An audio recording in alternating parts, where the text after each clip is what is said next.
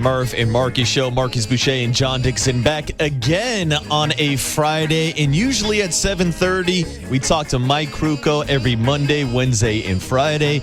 Mike Krukow taking an off day today with his big announcement yesterday. So how about Mike Krukow calling to the bullpen and calling up our next guest? Joining us on the UMA guest line, the four-time World Series champion, the man that brought 3 World Series titles to the city of San Francisco, the one and only Bruce Bochy joining us this morning. Boch, your boy Murph is on vacation, so it's Marcus Bochy and John Dixon on the morning show today. How you doing, Boch? Hey, guys, I'm doing well, thanks. Thanks for having me on. Well, Murph's all right, though. He's good. Yeah, Murph's doing all right. He's on vacation. He'll be back on Monday to talk about the broadcasting career of Mike Krukow. And Bochy, of course, we want to thank you for coming on the show today, but really, we should be thanking Mike Krukow, who did some double booking, getting you on the show today. Mike Krukow, one of a kind, good enough to get you back on the morning show today. Yeah, I tell you, I was stunned. I was shocked. I didn't see this coming. Now I have a chance to listen to him. When I was managing, I didn't obviously, get to listen to many games. But I'm gonna miss him. I'm sad because I'm not gonna be able to listen to him. But I'm happy for he and Jennifer. As they step down, enjoy retirement. But Kruk, he was so good to me. When I came up here in 2007, I still remember, he was part of, he influenced the culture of the Giants. I really believe that, because he always preached family. First thing he did to me is show me the secret handshake that the Giants have. And so he just welcomed me in the best way. And all the years that I was able to spend with him, throughout the season, riding the bus with he and Kipe, and they were good to me. There were so many times I was probably frustrated with the game, and but they'd say something funny or do something to get me out of it and get me back in a good mood. I just think the world of him, and I tell you, there's times he'd make me laugh, and he wouldn't know it. He had this. He'd come in the clubhouse every day, and he'd stop by the office, and if there was somebody not in the lineup that he wanted in the lineup, he'd come in and say, "Hey, is so and so hurt?" And I'd go, "No, he's fine," and he would just turn around and walk out. So I knew he didn't agree with my lineup, but he was just so good at what he was, at what he did. He was entertaining. He just had great knowledge of the game, and I really have gotten a chance to appreciate those two even more now that I listen to them every game. And I'm going to miss him, no doubt, but I'm sure he'll be around, and I just wish him the best. And I just think how lucky we all were, to be able to have him around. Boch, you talk about the impact that he had on the Giants culture and even internally, in your role and being around the players and obviously around the team for so long. But so much of him, along with Kipe, is just the connection that's built with the Giants fan base. And obviously, in addition to the success that you guys had, it created such a joy and passion among the fan base and connection to the team that's just really unique in sports and special. Now that you've had a little time to kind of reflect and watch the broadcasts a little bit more from being around those guys, I mean, just speak to the connection between the fan base, the team, and just how it all kind of tied together of the magic of kind of the era, because it truly transcends decades. It's why people 30 years from now are going to be Giants fans, because of the impact of those two as broadcasters. Right, and you're right on there. I mean, they have such a great chemistry, and they're so easy to listen to. And when you're watching a game, and there's some games that I have watched, and I don't want to go too far with this, because there were I listen to announcers and I go, man, we are lucky we are so lucky to have these two because they were funny. Again, they taught you the game of baseball. They kept things light, but they loved the Giants, and that always came out. How much they cared about the team, how much they wanted to win, and so I think every club. It's just so important for them to have a spokesman for the team.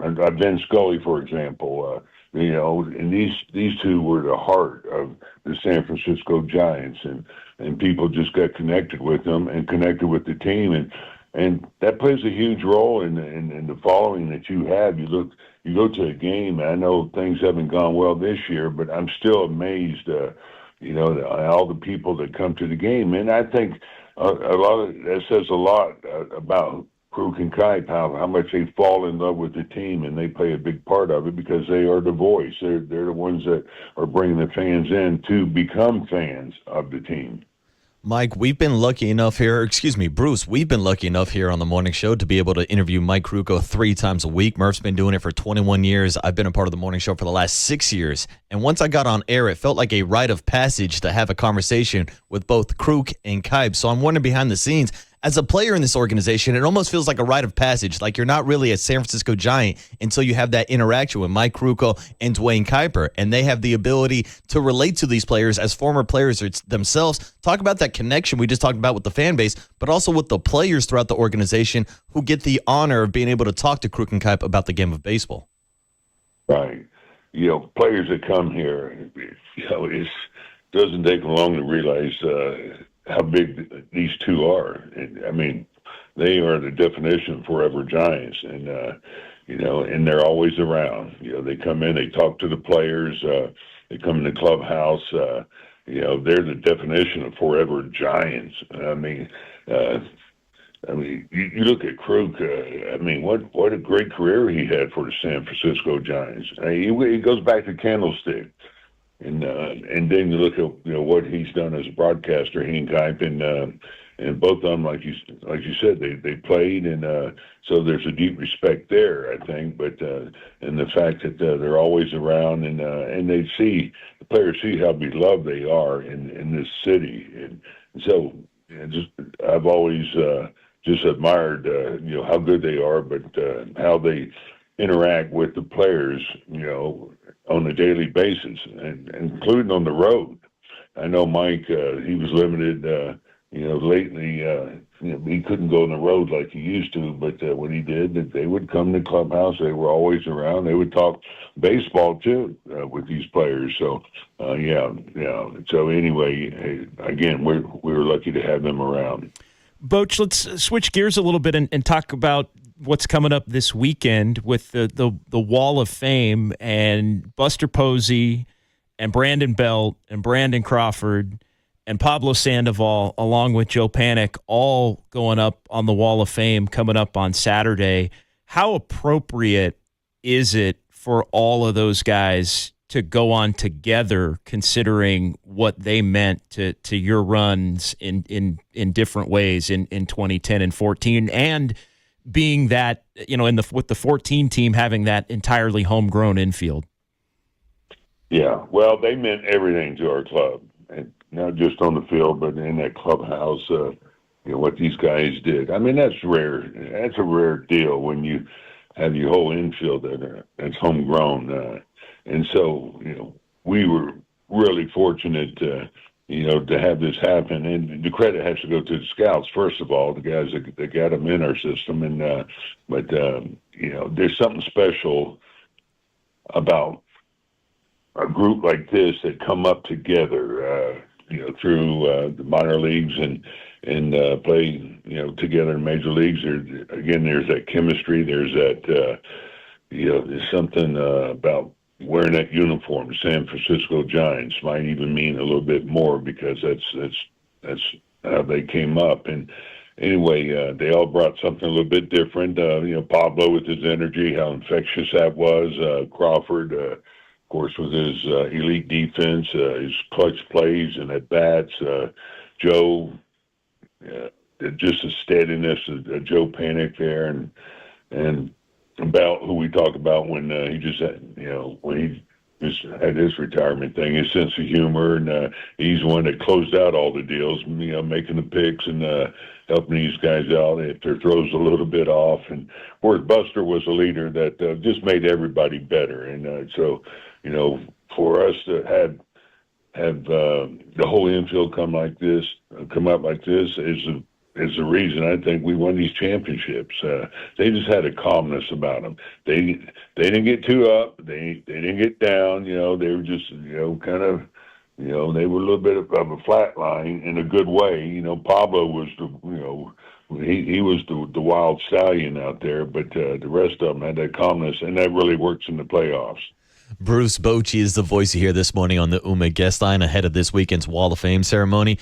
And Bruce, going back to the 2010 World Series parade, Mike Krukow said that this is the good book of Giants baseball, and it's our duty to pass along the story of the San Francisco Giants franchise. Well, you can't tell the story without those 5 Wall of Famers going on the wall this weekend. So how important is it for you and the organization to keep these guys around? I know Buster is back as the president of baseball operations. Joe Panik is back in the organization as a roving instructor. How important is it for Giants fans of the next generation to acknowledge these guys and for the organization to have these guys back involved or around this weekend?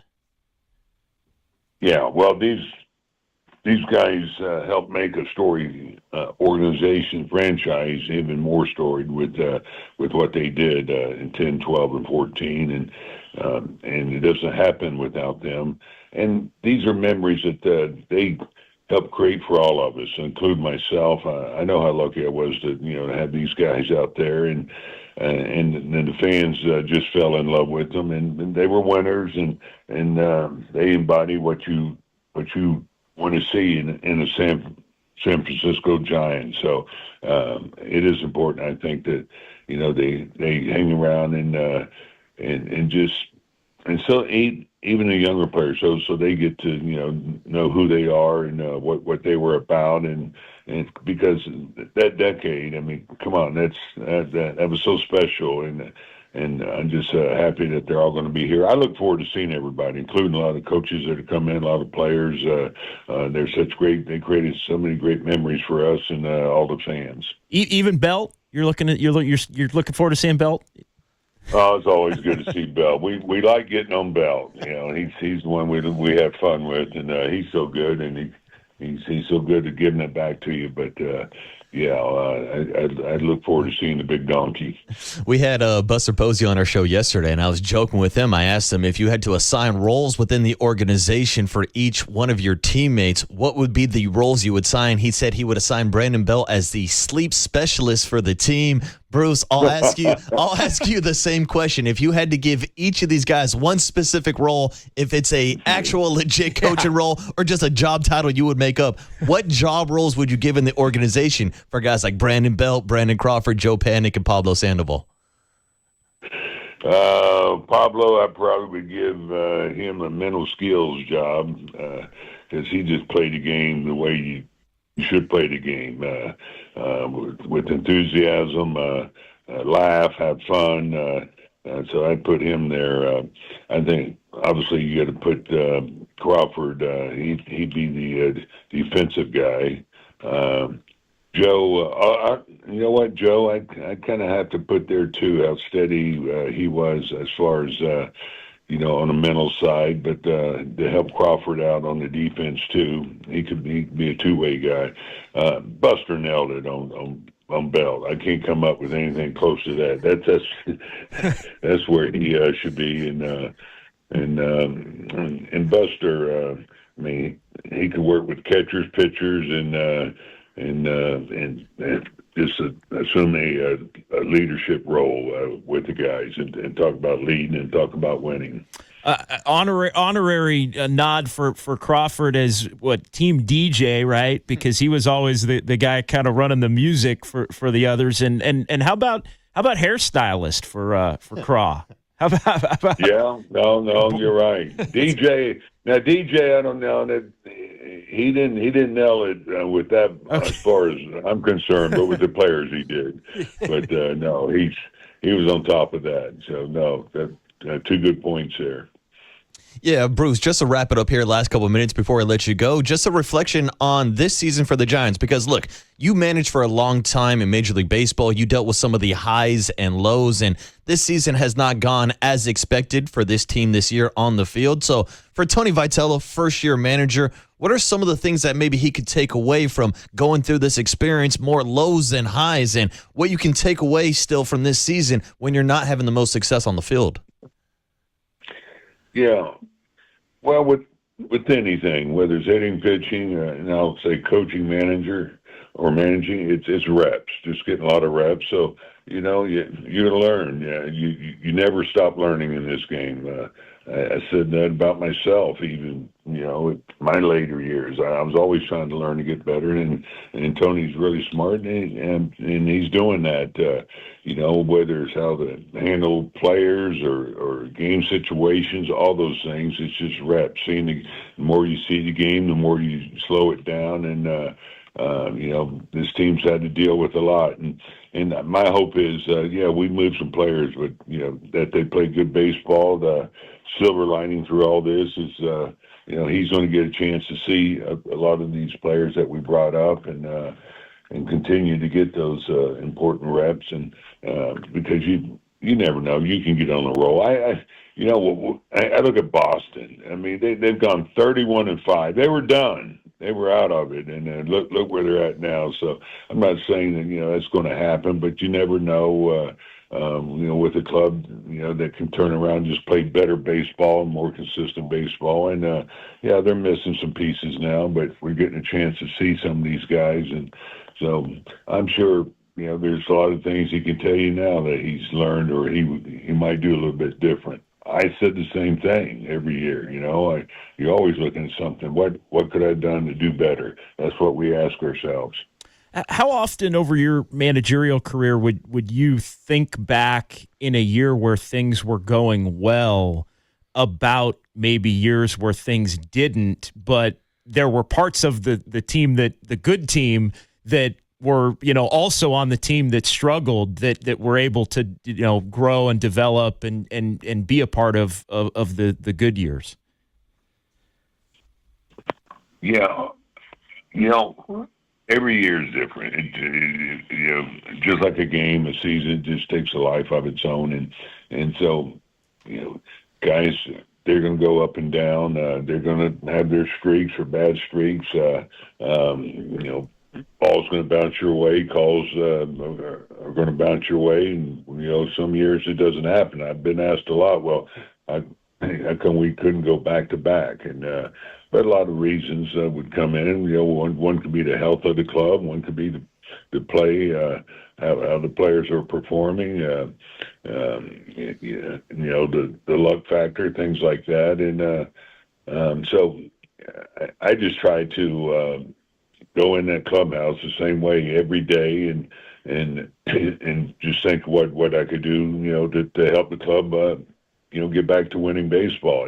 It's frustrating when, it was frustrating for me when, we would win a championship, and the next year we would talk about it, we can't get complacent, whatever. And I don't think the players ever were, but it just shows you how hard it is to win a championship.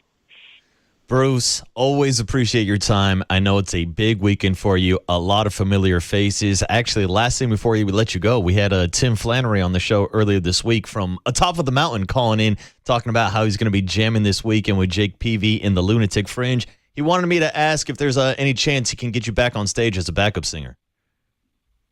Yeah. He got me up there down in Poway, San Diego, and yeah, that's as nervous as I've ever been. But I got to find out where he's playing. I haven't got that invite back, so I don't think I was very good. But we'll make sure to get you back on stage. Looking forward to seeing you back at the ballpark this weekend. You're the best, Bruce. Appreciate you joining us this morning. Guys, thanks for having me on. Good talking with you. Thanks, Boch. The one and only Bruce Bochy, 4-time World Series champion manager, the man that brought 3 World Series titles to the Bay Area this weekend. And this weekend they will be celebrating the Wall of Fame ceremony.